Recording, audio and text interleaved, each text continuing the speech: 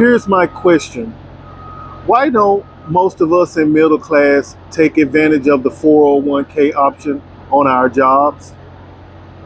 These were not meant to be retirement plans. They told you that, but they forgot you followed me. In fact, the man who created it, Ted Banner, has a warning for those who have a 401k. It was originally created as a way for his employees to get some tax benefits. But employers saw it as a way for them to just push the responsibility all onto you. And they started taking pensions away and replacing them with 401ks. But once this opportunity for employees to get benefits turned into a whole Wall Street fee fest. And the average person who has a 401k will end up spending $155,000 in fees over their lifetime. Now, they're not all bad. There are definitely benefits. If you don't have employer match, what are you doing in there? Employer match is the best benefit because you're basically getting free money after you meet that vesting period. After you're there for a set number of years, you can peace out and that money is yours. It's also good for those who typically have tax bills, right? You don't get a tax refund, you get a tax bill. If you have a traditional 401k, you can put money into that to avoid paying the IRS. I'd rather pay myself than pay the man. But the biggest downfall of the 401k is charging me to take out my money. You are heavily feed for pulling out money before a certain age. Not to mention, if you're ready for retirement, but you just end up retiring during a down year,